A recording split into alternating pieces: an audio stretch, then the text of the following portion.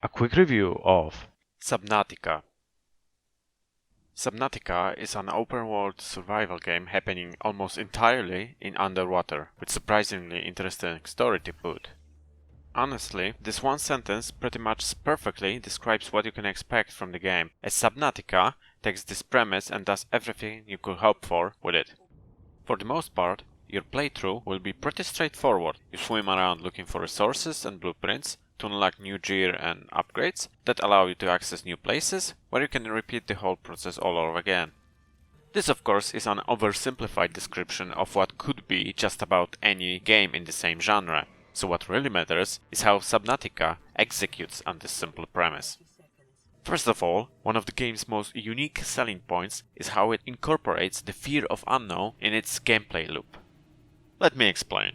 Each time you'll be looking to progress farther into the game, for example by achieving the next tier of upgrades, you'll be required to venture into the unknown, dive deep into the black void and hope for the best.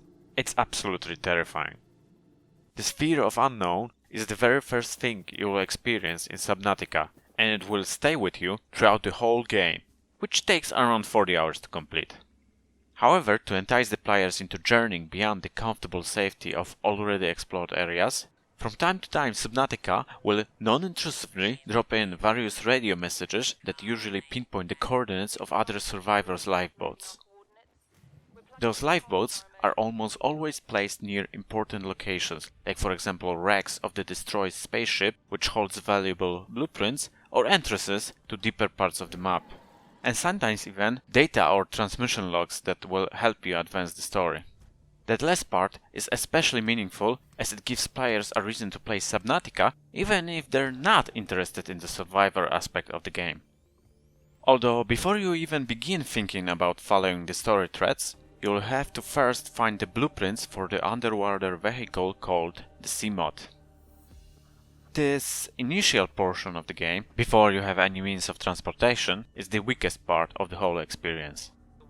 Not only, in typical survival genre fashion, you have no idea where you need to go or what to look for, but also, because the game takes place underwater, you have very limited time you can spend exploring your surroundings.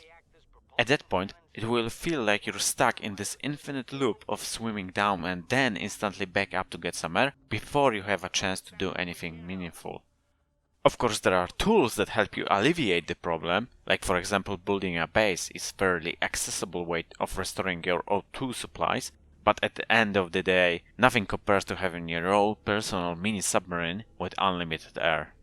Also, while on the topic of Subnautica's weaker points, one more thing worth mentioning is the VR support, which is quite disappointing. Long story short, do not even attempt playing Subnautica in virtual reality without the VR enhancement mode and the performance booster mode. The first one fixes tons of issues that the VR mode adds to the pile of already existing issues, while the second one makes it actually possible to reach the standard 90 FPS rate. That being said, once you get rolling, Subnautica is a hard game to put down. If you have any interest in checking it out, definitely give it a try, even if you're not really a fan of survival games. My final score, 8 out of 10. With plethora of sights to see, things to build and story elements to uncover, Subnautica is a fantastic journey if only you're willing to look past some of its issues. Thank you for watching.